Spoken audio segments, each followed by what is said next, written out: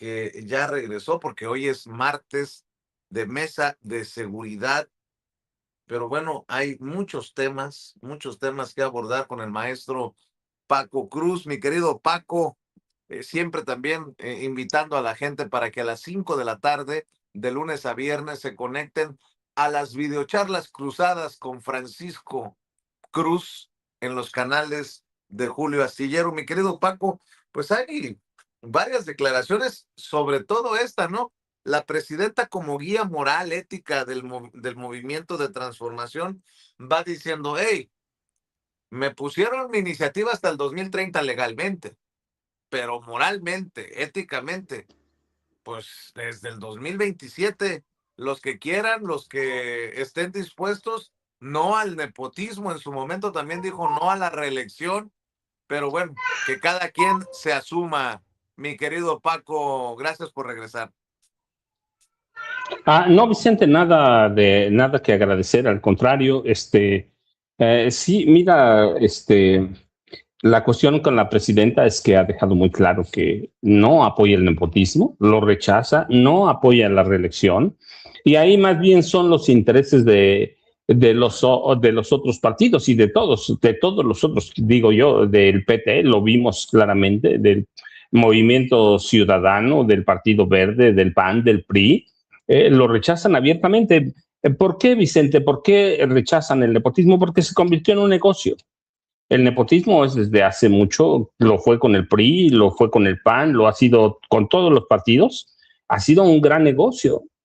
Si tú eres dirigente de, incluso seccional, tienes oportunidad, lo vemos con, por ejemplo, los presidentes municipales, a su esposa, a sus tíos, sus primos. ¿Cuántas presidencias municipales hemos visto que es el hijo, el papá, o el papá, el hijo, y luego otro familiar, la esposa?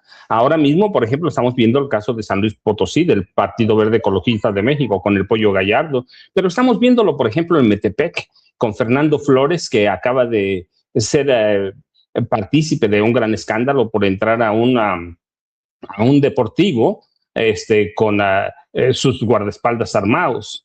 Está intentando dejar a su esposa. Lo hemos visto en Whisky Lucan,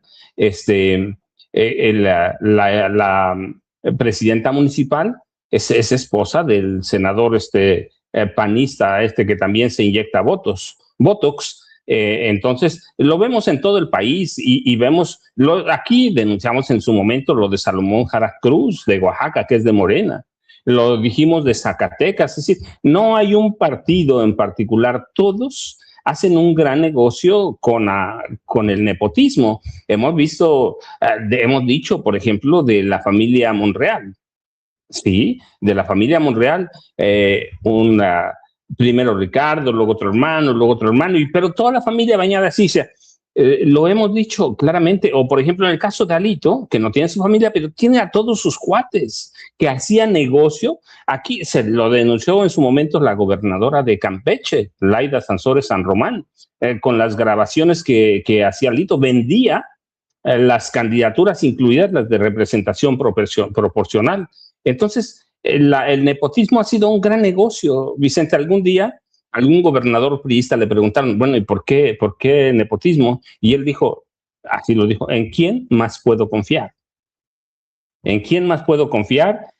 ¿Con quién puedo hablar sobre eso? Entonces, esa es la razón, Vicente. ¿En quién puedes confiar? ¿Y por qué confiar? Pues porque van a robar, Vicente, abiertamente, hay que decirlo. El nepotismo se ha prestado para en cualquier calificativo que le pongas. El nepotismo ha sido siempre un tema para hacer negocios. Los hemos visto con los presidentes, ¿no? Y para protegerlos, ¿no? Pues mira, ve el caso emblemático: Carlos Salinas de Gortari. El hermano no tenía puesto. Bueno, alguna vez estuvo en la Conosupo, pero el nepotismo propicia la corrupción y sirve para taparlo.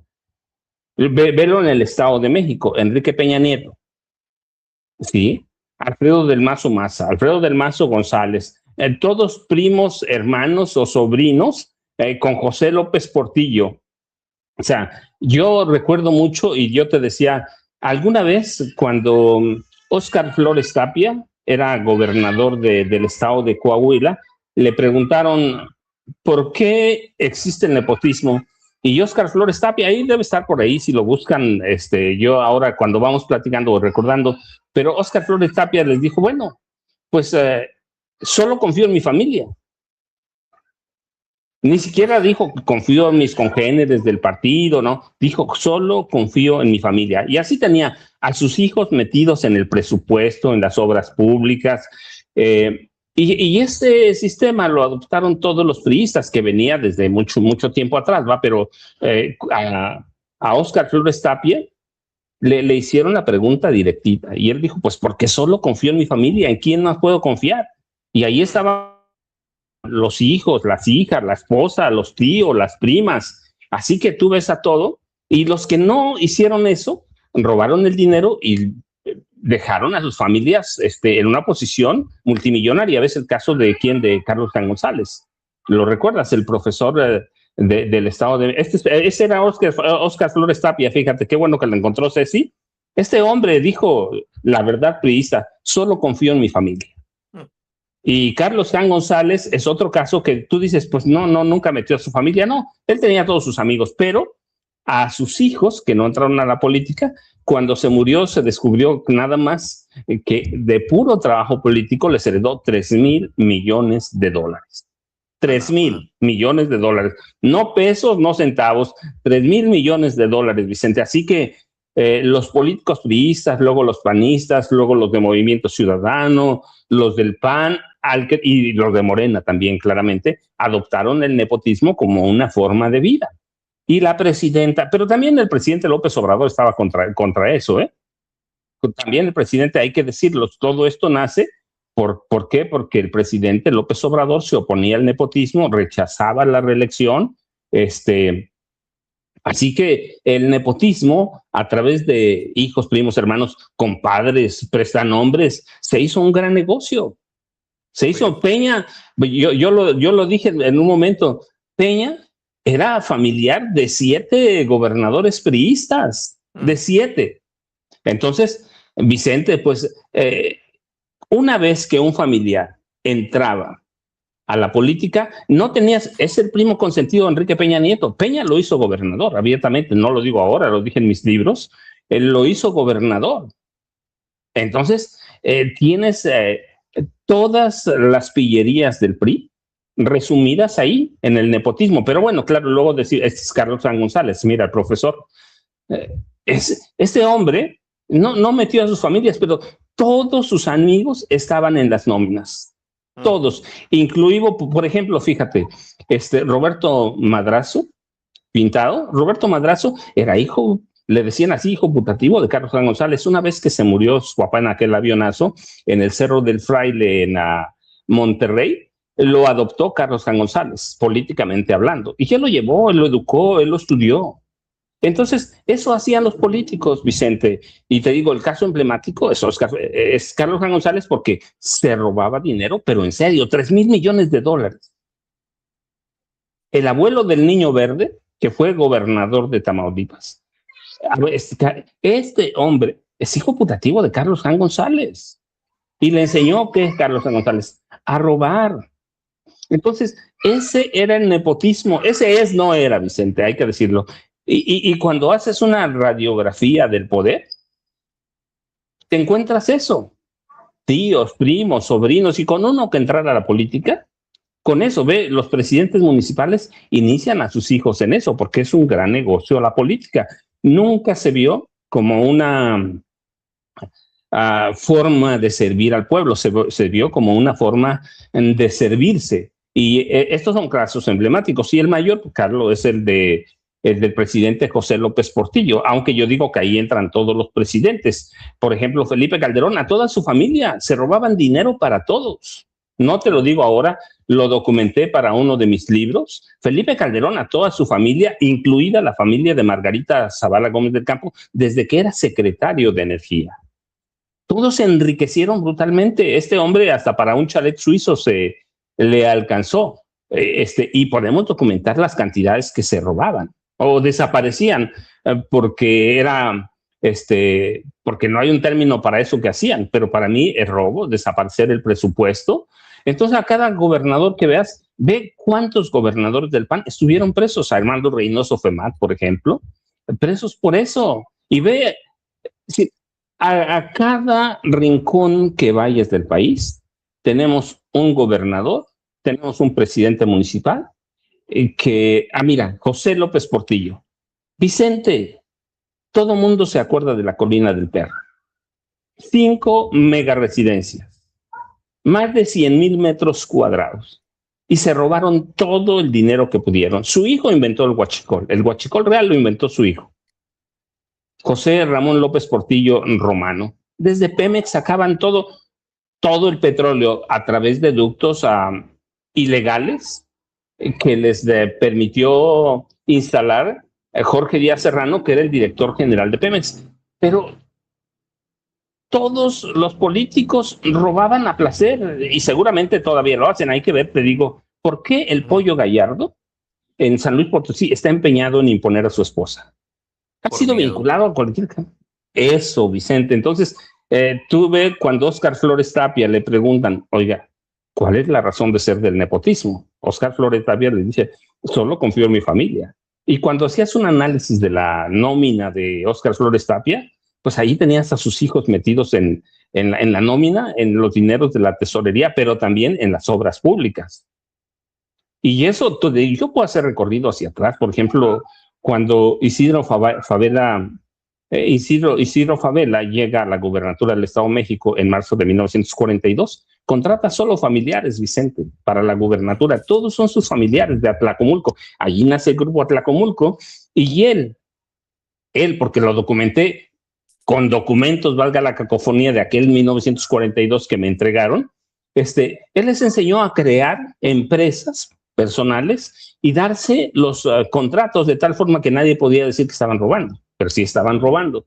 Entonces, al presidente que vaya, yo te decía, Peña Nieto, no, hombre, tenía metido ahí a sus parientes y a otros parientes, a Vicente Fox, pues nada más a Martita, que era la que los Briviesca, pero no, fíjate, te voy a dar un dato ahorita que hablamos de eso, porque tú recuerdas que hace no mucho hubo un evento de FIFA en el Alcázar del Castillo de Chapultepec. ¿Sí? Ese y todo el mundo que criticaron a la presidenta por asistir y que ese muy nice. Pero que además se demostró que era legal, que habían tomado las medidas y que la FIFA pagó $1 millón.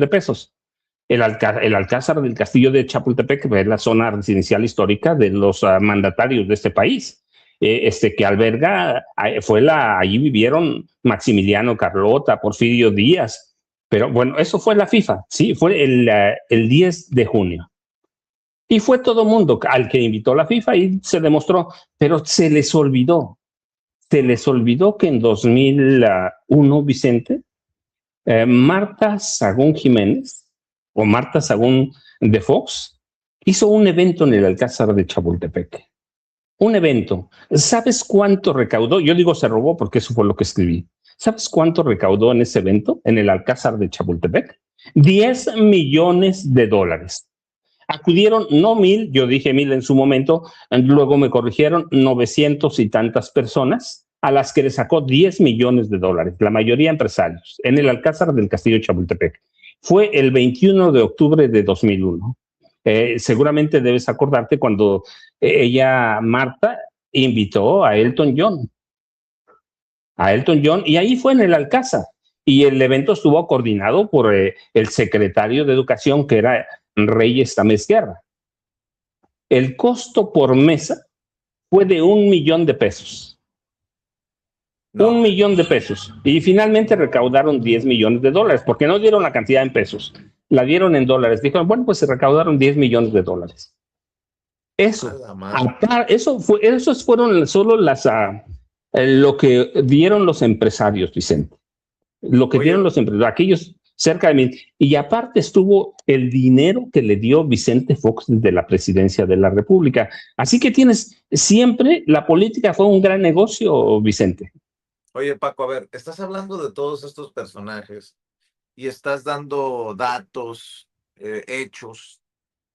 Yo no entiendo por qué ahora la derecha y algunos, fíjate nada más, no solamente la derecha, y algunos que se dicen periodistas están en otra cosa. Le están dando muy duro a esto de la noche deliciosa de, bueno, las noches deliciosas de Andrés Manuel López Obrador con Carlos Monsiváis.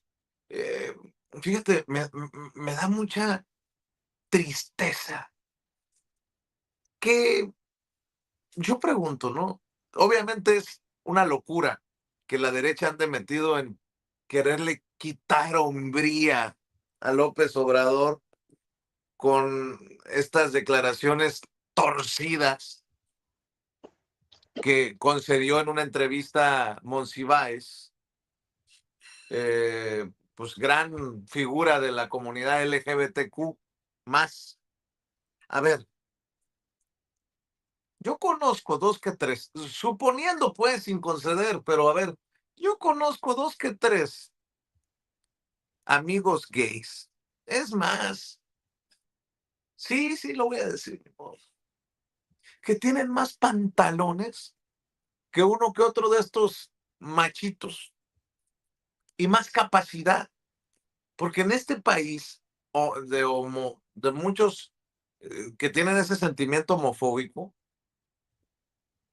no se puede permitir que intenten esta bajeza y además que se utilice el ser o no ser como señal de hombría o de inferioridad, dependiendo del caso. Fíjate nada más, Elena Chávez, la que se supone, o dijo ella, hasta escribió un libro, El Rey del Cash, con prólogo de Anabel Hernández, que tenía datos de López Obrador y que, miren en lo que anda metida Elena Chávez. Dice, no sé si Andrés Manuel López Obrador tuvo que ver íntimamente con Monsiváis. Lo que sí estoy seguro es que fue amigo y jefe de muchos pederastas y pedófilos. Y de Carlos, bueno, quizá llegó la hora de desmitificar al escritor que se fue de este mundo con muchos secretos oscuros sobre abuso sexual de menores. Dice nada más a qué nivel está cayendo este sector de la prensa. Porque si ya está metida en esto Elena Chávez, ¿qué es eso de fue amigo y jefe de muchos pederastas y pedófilos? Nombres, pruebas, datos, pero qué loco esto en lo que ha caído, eh, en lo que ha caído el periodismo o un sector del periodismo mexicano. No sé, mi querido Paco, pero a ver, insisto, suponiendo sin conceder, ¿qué le quita o qué le pone a un Andrés Manuel López Obrador? Ser o no ser, pues.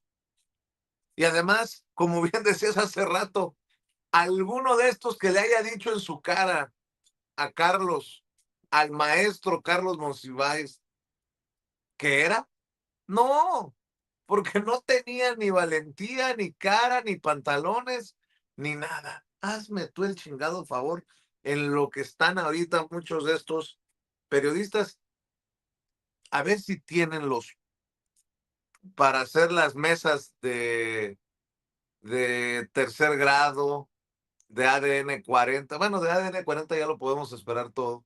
Pero estas grandes mesas de análisis sobre un tema como este, mi querido Paco. En fin, yo estoy No, Vicente, asqueado. sí, eso es asqueroso. No tienen la estatura intelectual. Y mira, de Elena Chávez no digo nada porque no tiene estatura intelectual. Tiene una pobreza intelectual, tiene una pobreza mental, tiene una pobreza de ética Pero todos ellos son lo mismo, Vicente. Llegar a ese nivel, ¿cuándo? Cuando, fíjate, lo bueno es de pronto es que de conocer un poco, y la experiencia te lo dice, cuando tienen ahí muchos casos en la derecha, que de protección de pederastas, y lo digo con nombres, sí.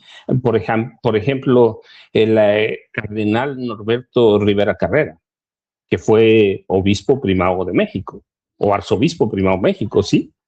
Es conocido, abierto, documentado que el cardenal protegió a cualquier cantidad de pederastas de la derecha. Y él con todo eso que se conocía, era el cura de los poderosos. Con otros, claro está, ya hemos platicado. Pero, por ejemplo, cuando ya estaba documentado que Norberto Rivera Carrera era protector de pederastas, empezando por Marcial Maciel, el padre de los legionarios de Cristo, el mayor pederasta en la historia de este país, cuando ya estaba documentado, Angélica Rivera y Enrique Peña Nieto lo invitaron primero para que los divorciara y después para que los casara, Vicente. Así que de pronto se les olvida, y muchos de ellos, yo te decía, tienen una pobreza intelectual verdaderamente que debe asustarnos. Y ese nivel es ya bajeza. Tú, como yo, Jaime, que participamos seguido en estas mesas todos los días en la mañana, a Pepe, cada uno de nosotros, cada uno tiene, ¿sí? El licenciado, cada uno de nosotros tiene y conoce a políticos que son homosexuales, abiertamente. Pero yo lo que digo, y en mi libro nunca se va a ver eso, si no cruzan la línea que divide lo personal de lo político, ¿por qué vas a meter eso? Ya, este país debe dejar de ser homofóbico. Mira, ahí lo tienes. Y mira, los dos diablos mayores, ¿sí?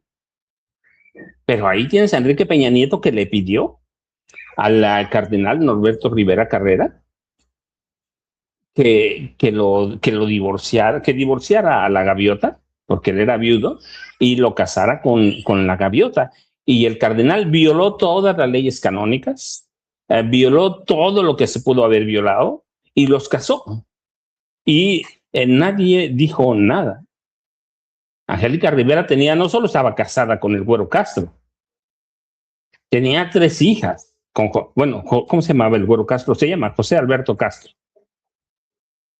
Y así que tienes a una derecha hipócrita, violenta y con esto muy baja. Y te digo, la otra tipa, pues es, ¿cómo se atreve a hablar de Monsiváis, de quien sea? No tiene estatura, lo digo con mucho respeto para ella, como mujer, no tiene estatura intelectual para hablar de estas cosas, ni ella, ni nadie. Y a los periodistas que hablan de esto, yo quiero ver si en su cara Juan Francisco Ili Ortiz o cualquiera de los dueños de los periódicos se paró de frente y le dijo a Monsiváis, es que eres un homosexual.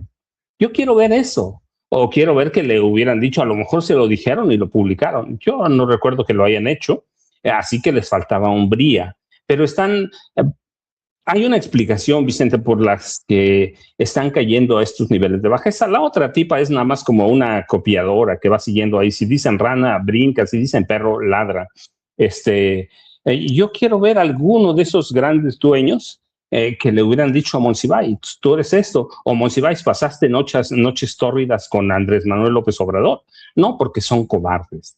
Y Déjame, eso por un lado, sí, Vicente. dime, ¿por el otro cuál? No, Por eso. y por el otro, pues, ¿qué periodista en este país, fuera de Julio Scherer, y bueno, algunos, Granao Chapa, tenían la estatura intelectual de Carlos Monsiváis? Ninguno, Vicente, ninguno.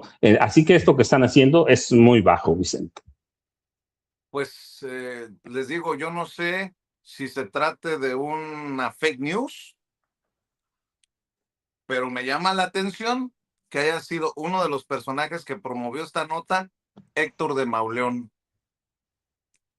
Y déjame, si me permites, enlazar, antes de ir con Pepe Rebeles y con el abogado César Gutiérrez Priego desde España,